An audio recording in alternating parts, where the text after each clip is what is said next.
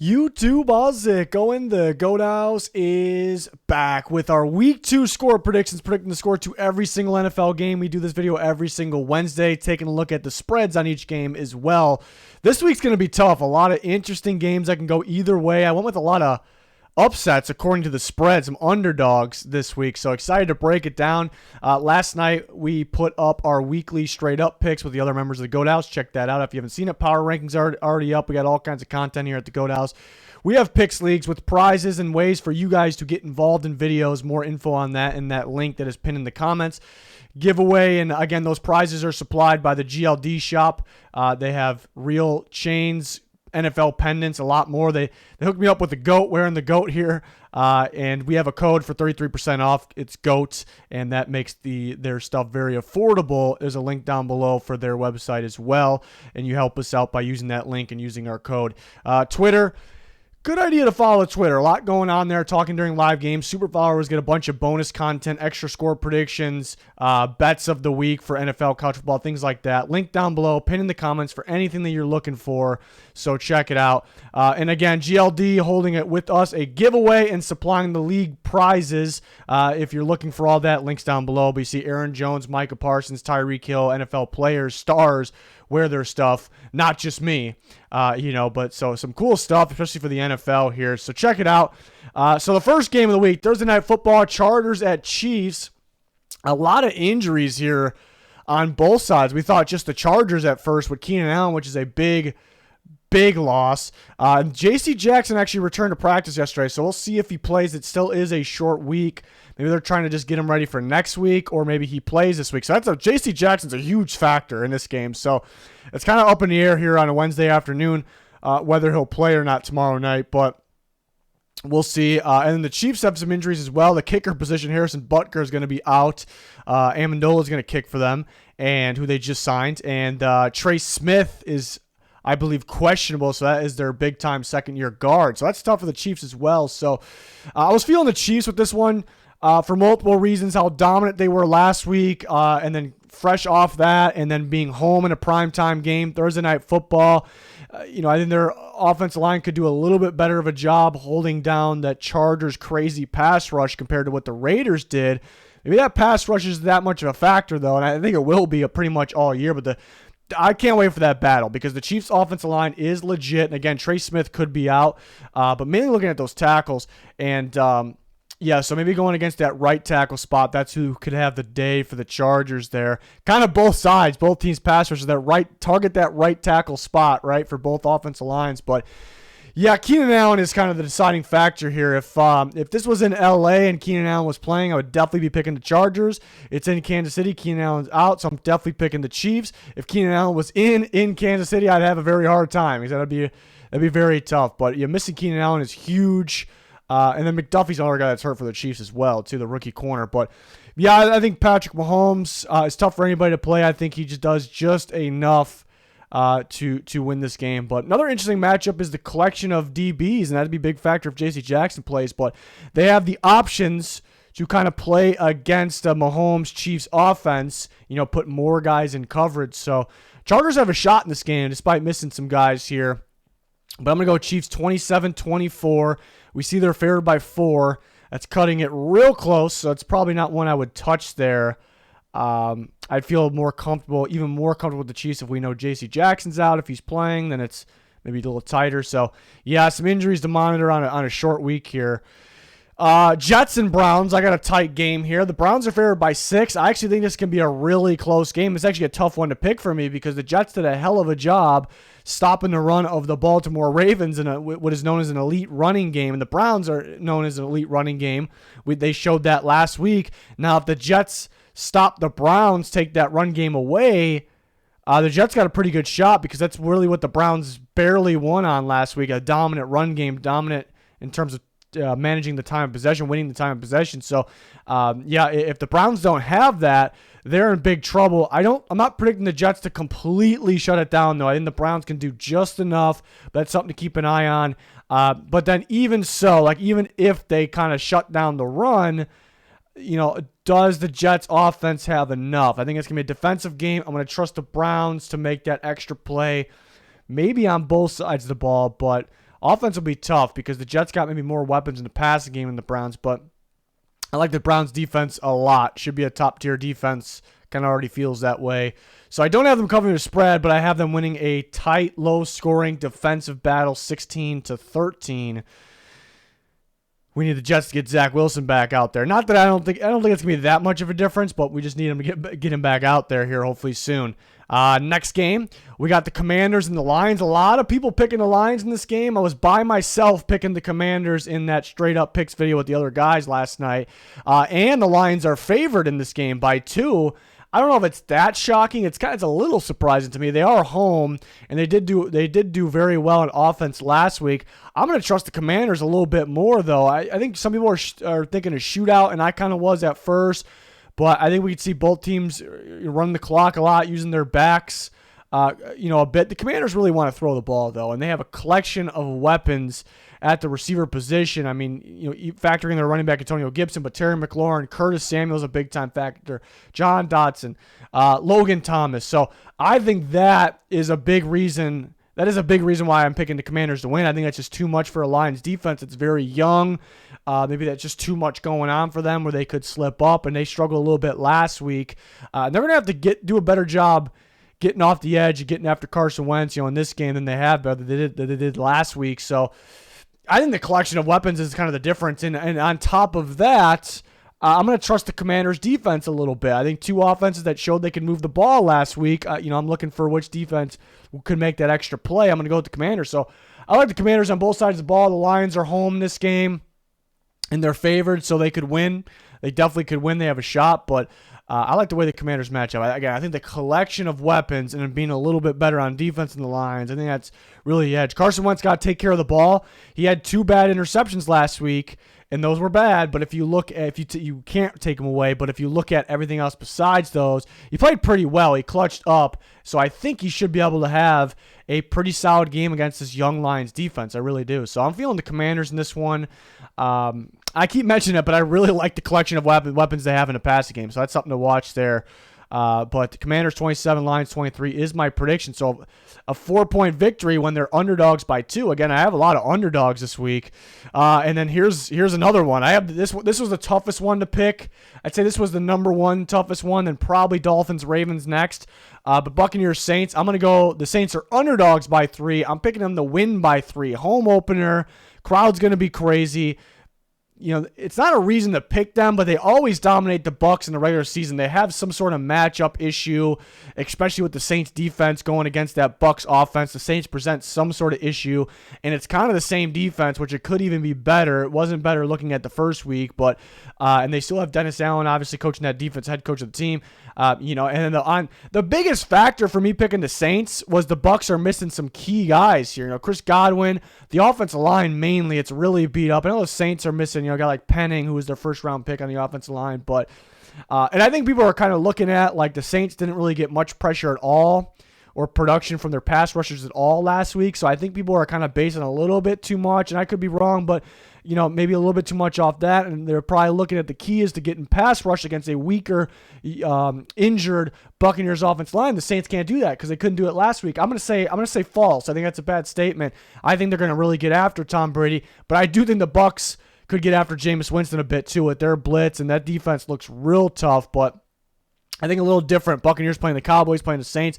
Cowboys Dak didn't play well, but his weapons, even CeeDee Lamb didn't play well, and there wasn't enough weapons, really. The Saints have enough weapons. They have the weapons. I'm kind of taking a look at Kamara, though. Will he play? I believe he'll play. If he's out, I'm having a real hard time then. It might be a switcheroo on that one, but I don't think he'll get an entire load, but I think it sounds like he'll play, and he'll be a little bit of a factor. And I like the second half, the fourth quarter for the Saints. They kind of figured something out there, but I'm just going to trust the Saints a little bit more because of the matchup, because it's their home opener, because the Buccaneers are so beat up. Godwin. Donovan Smith's a big factor too. I guess he could play the shot. I'm kind of banking on him not, my prediction, but I'm not really the injury guy, so the Saints got to stop the run better. I don't know what that was. They're usually a stout run defense. In week 1 they were not. Cordero Patterson ran all over them, and Leonard Fournette is very good. He looks like he's getting better. Every time I see him, I'm like, this guy's getting better. So that could be a factor. The Buccaneers might not even need to pass the ball to win the game. I just think between the Saints' run defense last week and their pass rush last week, it was bad. I feel like it's one of those week one things that it was just not themselves because it was week one. Because we see that for some teams, sometimes in the NFL, it's quite common, but doesn't mean every time, it means it was just a week one thing. But I'm going to predict that in this case, it was just kind of a week one thing here. So a lot of pass rush in this game from both sides. Give me the Saints at home. That's a tough one. This one's almost like in our heads now. It's like the Saints just keep beating them. Like we have to pick the Saints, right? But Tom Brady and the Bucs are going to figure out at some point, right? So it's kind of like back and forth with this matchup. Next, the Panthers and the Giants. I go with yet another underdog. I can't believe how many. This got to be a record. How many underdogs I'm picking? There's more to come here. Giants get a big win against the Titans in Week 1, which was impressive. And they dominate on the ground. That's the reason to pick the Giants here. They're home. They dominate on the ground against what was supposed to be a good run-stopping defense, and they play the Panthers, who struggle stopping the run. They really struggled last week against the Browns, so therefore, that is the matchup issue. The Giants should be able to dominate on the ground. They should be able to control the time of possession. They should be able to win like they did last week, but maybe not as good of an opponent. Prediction, well, I think we would assume that the Titans are better than the Panthers, but who knows? So that would be a reason to pick the Giants, but I'm gonna say the running game kind of comes back down to earth a little bit, and I'm not at all saying it's going to be bad. I think it's going to be good. I don't think it's going to go that crazy, though. I still think the Browns' running game is much better than the Giants, and that's who the Panthers had to deal with last week. And, the Panthers got destroyed on the ground. Both sides, they barely ran the ball themselves. I guess they were trying to come back, but and they got killed in the time of possession. Usually when that happens, you get your ass beat. You get your ass beat. But the Panthers, you honestly could say they should have won the game. But they end up losing, so that's the way it is. And I guess you could say they could have won that game with all of that. So I going against the Giants, I think they can find a way to win this game. I don't think they allow as much on the ground and as much in the time of possession. They still could get beat in those categories, but I still think they find a way to win. Baker was getting going at the end of the last game. They got Robbie Anderson going, and they didn't run the ball nearly as much as they wanted to. They didn't get McCaffrey, Foreman, Hubbard involved nearly as much as they wanted to. I think they do that this game, and they have some playmakers on the defense. Even though they can't stop the run, they have playmakers. They have Brian Burns. They have Shaq Thompson. They have Jeremy Chin. Couple young cornerbacks that are studs, I think, I think led by J.C. Horn, in my opinion. I think somebody makes a play. Jeremy Chin. Brian Burns going to get the pressure. Jeremy Chin's going to make that big-time extra play. I'm getting pretty specific now to win that game. And so I'm going to ride with the Panthers on that one because I think they have those extra playmakers to take over here. So we'll see. Baker's got, they got to start off a little stronger offensively, kind of start how they finished last week. But watch out for that Giants rushing attack there. They may have figured something out at the end of the last game. I'm going to trust the Panthers a little bit more. So I went 26-20 in this one. Should be pretty close. I'm surprised that they're underdogs by 2.5. I'm just kind of surprised they're underdogs. Probably because the Vegas is probably looking at that matchup. Like the Panthers could not stop the run. The Giants could run. They should be able to control the game like that. So we'll see. Feel the Panthers in that one. Patriots and Steelers. I thought maybe I was going with an underdog in this one, but the Patriots are favored by 1.5, which doesn't surprise me a whole lot. But this is one that definitely can go either way. You see, I have a low-scoring squeaker, a 1-point victory for the New England Patriots. It's hard to trust the Patriots offense right now. They got some talent there, but I guess there's no star talent or no takeover impact guy. Maybe that's a problem. I think the biggest problem is the coaching, and they're trying to switch things up. Kind of their formations, their scheme, running a little bit more outside zone, which is kind of questionable. So they're still a work in progress, I guess, but the play calling is awful as well, so it's tough to pick them. It's tough, but I think they do just enough. I think TJ Watt being out is a huge factor. That's like missing your star quarterback there. If TJ Watt was playing, I'd be picking the Steelers. He's not, so I'm going with the Patriots. It's that much of a difference there, even though it's a 1-point game here that I have predicted. I have a feeling about Damian Harris getting going in this game. They got to give him the ball more. But I think, he's not going to go crazy, nothing like that. I think he gets going. I think Bill Belichick's got something up his sleeves with that defense for, a Mitchell Trubisky type offense as well. So I think the Patriots do just enough. You don't have TJ Watt in there creating a ruckus, creating plays for other guys. Even though other guys will make plays. I think it's going to be a defensive game. But I'm going to go with the Patriots. And then they kind of figure something out on the ground here. A lot of running clock in this game, a lot of running the football. Both teams know that that one turnover could lose them this game, and it's what's supposed to be a close defensive game. So I think both teams want to run the ball in this one. So the running back should get their fair share. Will Najee get a full load since he's a little beat up, though? So that's kind of something to watch for.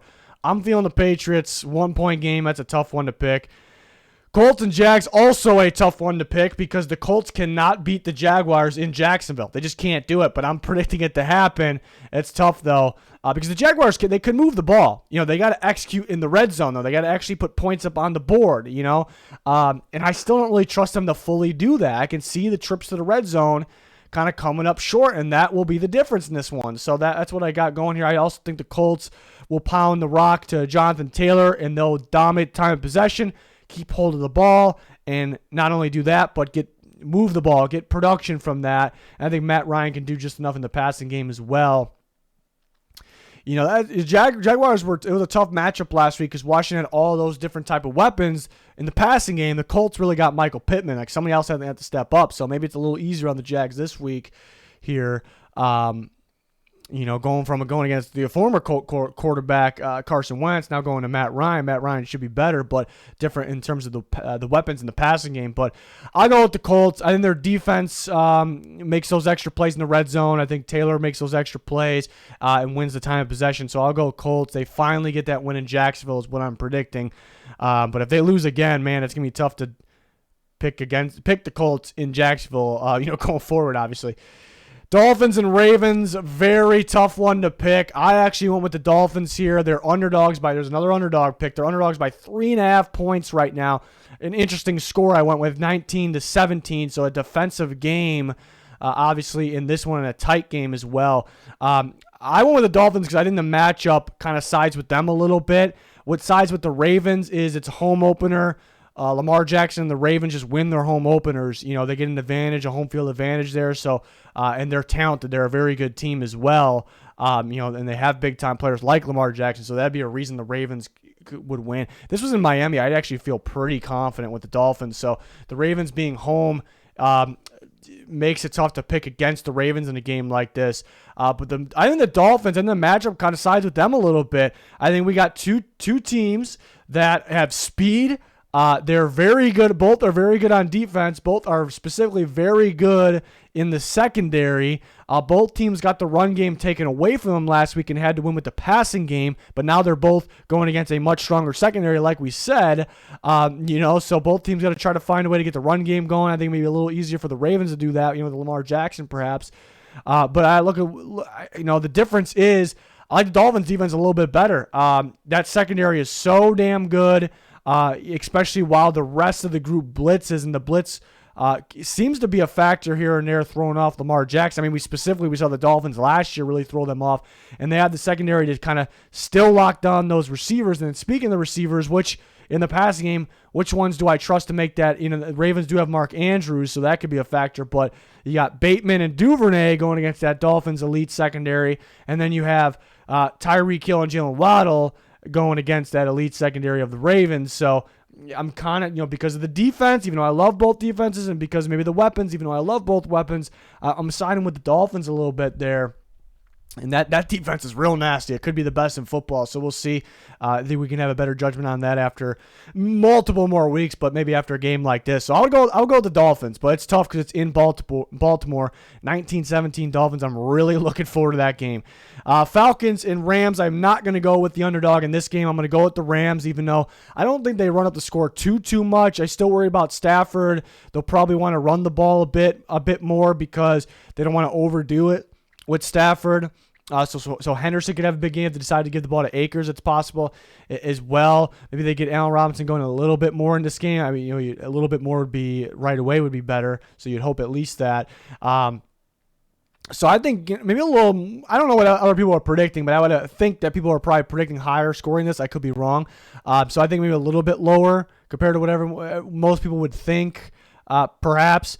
But I don't trust the Falcons to do a whole bunch on offense because they ran the ball extremely well last week to kind of get that lead. I don't think they'll be able to run as well against the Rams, and I think the Rams will get a good pass rush on them, and they create plays.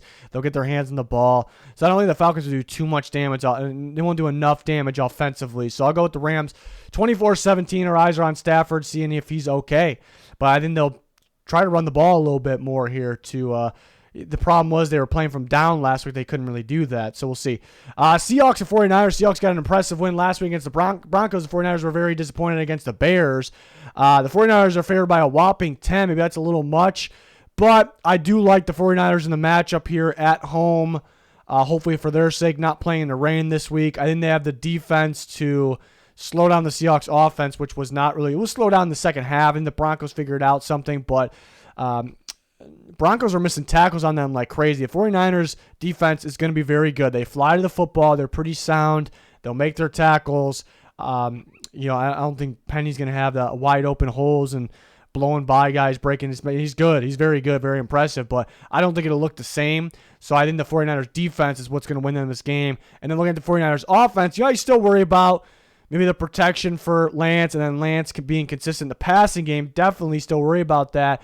But I think Lance could have a day on the ground in this game. I think a lot of running clock. I actually think he'll have a pretty good day on the ground. That could be the difference is all. But I think difference in this game. But I think the 49ers defense is what really gets the job done for them in this game. So I'll go 23-16 49ers. Bengals and Cowboys, low-scoring game. I only have the Cowboys with 7, and they scored a little amount of points last week, and the Bengals have a very stout defense. That what they do best is they switch it up. They don't let the quarterback figure out what they're in. They don't let their own defense get predictable, and now you're going in with a Cooper rush. It's going to be tough going against the Bengals defense. I think it's going to lock down that Cowboys. It's going to lock them down, that offense, hold them to around the 7-point range. I don't think the Bengals would do a whole lot. It's a tough defense they're going against with Micah Parsons coming off the edge, creating problems for Joe Burrow, who had problems last week getting rushed and throwing interceptions and turning the ball over. So he cannot do that, obviously. And it's possible it could happen. It's possible. So the Cowboys could win with just defense, but I still like the Bengals, even if Burrow gets sacked a bit, even if he's pressured a bit, even if he turns the ball over. I don't think he's turned the ball over as many times as he did last week, but he could turn the ball over a couple times. Even with that, they'll still make plays. The Cowboys like to run man coverage. That's pretty tough against a guy like Jamar Chase and company there. So the Bengals will still make enough plays. 20 isn't a lot, but it's going to look like a lot when the defense is holding the Cowboys to a little scoring there. So, I'll go Bengals 20-7 on that one. The Bengals caught a break with Dak getting hurt here. Somebody was going to start 0-2. It's likely, I won't say for sure because the Cowboys defense could win, but likely to be the Cowboys because they're down to their second-string quarterback, which isn't a very good one there, obviously. Texans and Broncos. I'm going to go Broncos 27, Texans 21. Broncos are favored by a whopping 10. And the Broncos players play a bit better this week. They were a little sloppy last week. You still kind of question the coaching, though, a little bit. How will that be? So that's something to watch out for. The Broncos, plain and simple, have more talent. They're better than the Texans, so they got to figure it out here. I did like the way the Texans were flying the ball on defense, though. And that's kind of like what the Seahawks were doing in that game. So maybe that they create plays like the Seahawks did. It's definitely possible. Broncos got to clean up their tackling a bit. I would like for the Texans to play Dameon Pierce more because he's a violent runner. He will break tackles as it is, and the Broncos were bouncing off tackles, in a bad way on defense, last week. So that could be a problem. Yeah, I guess it might be a little tough to game plan for the Texans. It's a whole new system offensively this year, so they seem to be struggling with the Seahawks. Guys were kind of getting wide open, so maybe there's some issues going against Texans as well. But I think the Broncos figured it out this week, 27-21. Denver, Cardinals and Raiders. I'm going to go with the Raiders at home, 31-26. I do worry about the Raiders' offensive line, though, but it should hold up. Last week they played Mack and Bosa. This week, they're playing a lot lesser of a pass rush group in the Cardinals. They no longer have Chandler Jones. He happens to be on the Raiders. That could be the difference in this game. Murray could be under pressure. That offense got to do a lot better job staying on the field than last week, obviously. But I think maybe Murray can kind of get something going this week, so they'll score a bit more points here. But I like the Raiders. Carr's going to have a little bit more time. He's going to be able to do his thing. I don't imagine he turns the ball over 3 times again. They get Devontae Adams going. Renfro going there as well. I said I think they just have more offensively. I'm going to trust them a little bit more here. And then plus with their pass rush, they have a little bit more. Those are kind of the key factors in this one. So I'm going to go Raiders at home, 31-26. We'll see if the Cardinals can figure it out. Let's see if both teams can figure it out because they were both pretty disappointing last week there. So we'll see. It has the makings of a shootout, though. And then technically the Chiefs and the Cardinals, they went over last week, so it kind of was it's not really a shootout, though, because the Cardinals weren't really involved in it, so I can't really say that. So who knows what will happen here. Bears, Packers, Sunday Night Football. Packers are favored by 10. I don't have them winning by quite that. I got them winning 24-16. I like the way the Packers match up against the Bears. The Packers defense should be pretty. They had a hard time with the Vikings last week, but they should have a pretty solid defense. Their pass rush got to step up. I know the Vikings offensive line's improving, but these guys got to step up a little bit. That they can do a little bit more damage. They're going to have to against a weaker offensive line and an inexperienced quarterback. I want to see a guy like Rashawn Gary step up. He did get a sack last week, but I watched every snap of that game. And I saw some extra, watch him again. He was on his ass quite a bit in that game. So I need them to step up. They need to. If they can't step up in a game like this, we got problems. I think they will because I trust those guys, Gary and Smith, here moving forward. I just don't think they're going to give the Bears a lot. I think maybe Fields could. That's kind of last week. He had a couple wild plays, kind of using his legs, but throwing on the run, using his legs in terms of escaping the pressure. We might be able to see that again, or just a couple plays, like maybe he runs for a long touchdown. I kind of can see that, but I don't expect the Bears to get something consistent going throughout the whole game. The Packers present some problems defensively, create those extra plays. I think Aaron Rodgers will do enough. Bears defense is sneaky. It's a little underrated. It's solid. Packers not having the weapons in the receiving game. Maybe an issue, but I think Rodgers at home opener, in Lambeau. There's some talk it might rain. Bears worked out with them in the rain last time, but Rodgers is a different animal, especially at home in different elements, whether it rains or not. So I'm gonna trust the Packers a little bit more in this one. I go 24-16, mainly winning with defense. Rodgers making that extra play. I just don't expect them to light up the scoreboard like they normally do against the Bears, but who knows? It's possible. Maybe bouncing back here in week 2. 2 Monday night games, Titans and Bills. I'm going to go Bills 28, Titans 20. It's weird. I can see the Titans bouncing back just because of the Titans. They always have those weird bad losses, usually against bad teams. I feel like every year they do that. They play down their opponent. They end up blowing it, losing the team, and then they bounce back and look like a really good team against a good team. And specifically, they've given the Bills problems the last couple years. Last year was a shootout that could have went either way, but they beat them on prime time. The year before, that was like a COVID prime time game, and they really beat them. They gave Josh Allen all kinds of problems, but that was 2 years ago. So just maybe the Titans are really good against really good teams in the regular season, and maybe they're just a problem for the Bills. And they're bouncing back when you least expect it. So for those reasons, I can see the Titans. I don't know if there's a whole lot of logic behind that besides everything I just said. There's really no X's and O's logic on that. So I will ride with the Bills. And that kind of going back in the past when the Titans had the edge on the Bills, they were debatably the better team in the regular season at that time. Playoff atmosphere at the end of the year, maybe a different conversation. But at the time, regular season in that matchup, the Titans actually maybe were the better team. Last year, debatable. 2 years ago, I think the Titans. This year, and the Bills are the better team. The Bills are the best team in football right now. They're the team to beat. They're home, prime time. They want revenge. I think they're better on both sides of the ball there. I think Josh Allen could run absolutely wild if he chooses to in this game. And that'll be enough. The Titans are pretty tough in the secondary, though. Like, Byard's a guy you got to watch out for.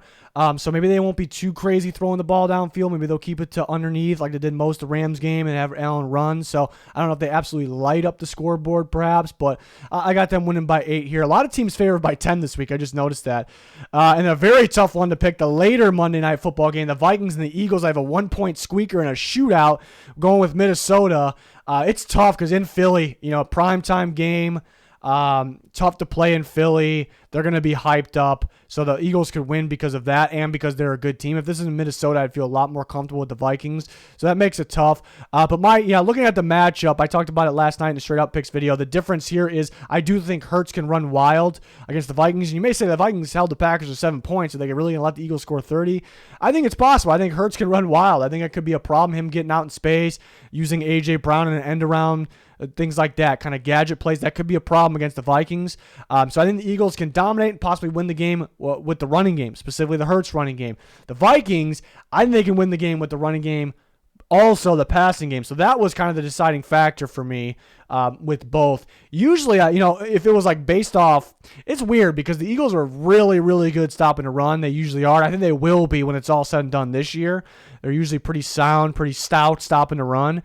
But I think what happened last week, it maybe could get in their heads. It's not like what happened last week means they're a bad run-stopping defense. Not at all. It's just 1 week. But I think because maybe it surprised them, the coaching staff, that, hey, we let DeAndre Swift run all over us. We're going into week 2. We're playing Dalvin Cook. I don't know if all of our focus could be on the pass game because our run defense, maybe needs some work. We got to fix something. Got to focus on that a little bit. So maybe that, they open up each other. The run game for the Vikings, the pass game for the Vikings. So that's where I'm looking at there.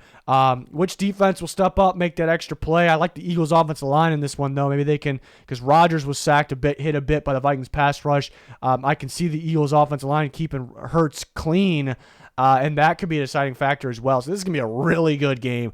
Vikings I picked another underdog. They're underdogs by 2. Yeah, I think that's because of the home field advantage there, and the Eagles could win because of that. So it's gonna be a fun game. I think going back to that game plan. The Eagles probably got to fix things in terms of the running game. We got to deal with Dalvin Cook this week. What did we do wrong last week? But you also got to focus mainly on Justin Jefferson and how he's getting so wide open. And teams can't really run zone because he goes and finds the open. There's always an open zone. It's just who can find it. Jefferson can find it, and a man, people can't really keep up with him one-on-one because of his footwork. So it's you kind of get in your own heads, you kind of, so it's a tough game plan. And I think teams will start to figure out how to game plan for the Vikings a little bit better going on the regular year. But I did predict this months ago that I think the Vikings will be tough early on because it's a tough game plan, lack of film. So we'll see. I think these are both very much impressive teams. For this year, like more impressive. It's only been 1 week, but I think we're all like kind of looking for these teams. Compared to where we were looking at them in the past. So it can be an exciting game here in Philly on Monday night. So, yeah, a lot of really good games that can go either way this week. A lot of underdogs that I think could win this week. So we're going to see. I'm very excited for this week. This is one of the crazier weeks I can remember in terms of the matchups. So, very excited about it. Follow us on Twitter. A lot going on there. Talking during live games. Keeping you guys involved. Subscribe to notifications on because we have full NFL coverage here. Everything NFL, we got you. Important links pinned in the comments. Check them out. That's going to do it for this one. Thanks for watching. Goodbye.